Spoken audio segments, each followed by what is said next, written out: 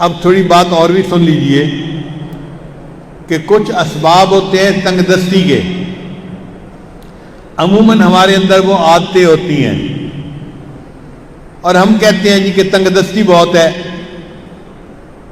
ہمیں چاہیے کہ جن چیزوں سے تنگ دستی ہوتی ہے ان اعمال کو چھوڑ دیں۔ پہلا عمل، کھڑے ہو کر جوتے پہن کر ننگے سر کھانا کھانا۔ آج کل شادیوں میں، دعوتوں میں ایک عام سی بات ہے، جوتے پہنے ہوتے ہیں، ننگے سر ہوتے ہیں اور کھڑے ہو کے کھانا کھاتے ہیں۔ اس سے اللہ تعالیٰ رزق میں تنگی فرما دیتے ہیں۔ دوسری بات، بیت الخلاء میں باتیں کرنا۔ تیسری بات، مہمان کو بوجھ سمجھنا۔ چوتھی بات، ہاتھ دھوئے بغیر کھانا کھانا اور بسم اللہ پڑھے بغیر کھانا کھانا، اس سے رزق میں تنگی ہو جاتی ہے۔ پھر پانچویں بات، کھانا ختم ہو جائے تو کھانے کے برتن کو اچھی طرح صاف نہ کرنا، اس سے بھی رزق میں تنگی ہوتی ہے۔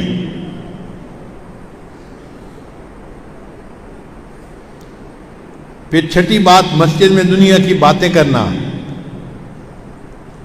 پھر ساتویں بات، مانگنے والے فقیر کو جھڑکنا۔ بھئی آپ کے پاس کچھ نہیں ہے دینے کے لیے تو محبت سے اس کو کہہ دے کہ بھائی آگے چلے جاؤ، جھڑکی نہ دیں۔ کئی لوگ اس فقیر غریب سمجھتے ہوئے اس کو جھڑکنا شروع کر دیتے ہیں، تجھے کہا نہیں، تو نے سنا نہیں، جاتا کیوں نہیں؟ تو فقیر کو جھڑکنے سے خود بندہ رزق کی تنگی میں مبتلا ہو جاتا ہے۔ پھر ساتواں عمل، مغرب کے بعد بلا عذر کے سو جانا۔ عشاء کے بعد سونا چاہیے، مغرب کے بعد اگر بیماری ہے یا عذر ہے تو اور بات ہے، پھر اجازت ہے۔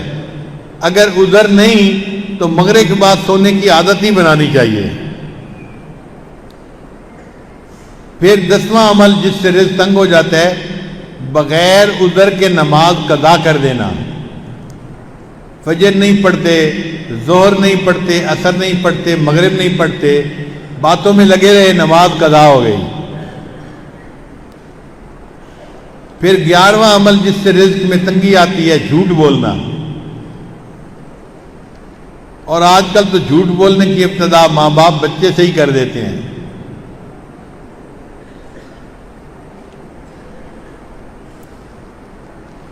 پھر 12واں عمل جس سے رزق میں تنگی ہوتی ہے، گانے بجانے میں دل لگانا۔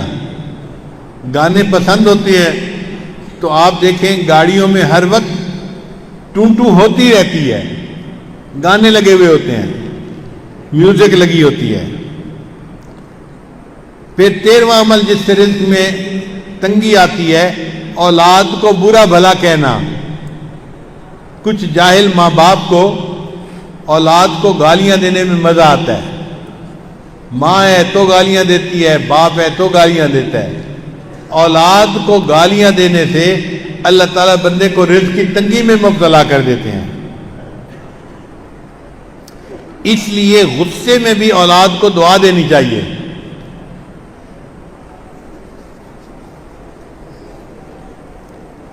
چنانچہ ایک صاحب اپنا واقعہ سنانے لگے کہ میں بہت شرارتی تھا اور گھر والوں کو میں نے تنگ کیا ہوا تھا۔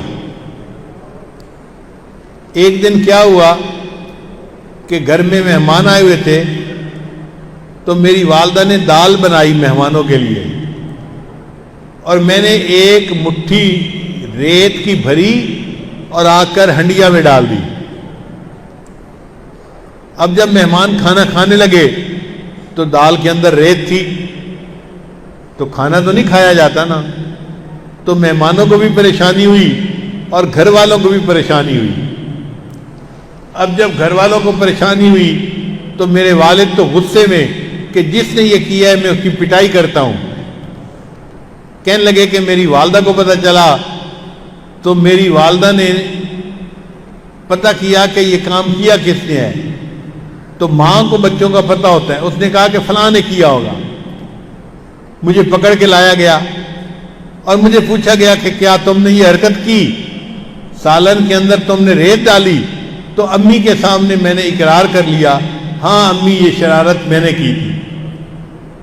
کہنے لگے کہ یہ شرارت کا جب میں نے اقرار کیا تو غصے میں میری ماں نے مجھے کہا، اچھا تو نے مہمانوں کو تکلیف پہنچائی اور سالن کے اندر تو نے ریت ڈالی، اللہ تعالیٰ تجھے حرم کا امام بنا دے۔ تو وہ کہتے ہیں کہ اللہ نے میری ماں کی دعا کو قبول کر لیا اور آج اللہ نے مجھے دونوں حرم کا امام بنا دیا۔ یہ واقعہ کس کا تھا؟ قاری سدیس کا تھا جو حرم کے امام ہیں۔ انہوں نے اپنی زندگی کا واقعہ سنایا کہ میں نے یہ حرکت کی تھی، میری والدہ نے مجھے بد دعا دینے کی بجائے دعا دی تھی، بیٹا اللہ تجھے حرم کا امام بنا دے، اور آج میری ماں کی دعا قبول ہوئی اور اللہ نے مجھے حرم کا امام بنا دیا۔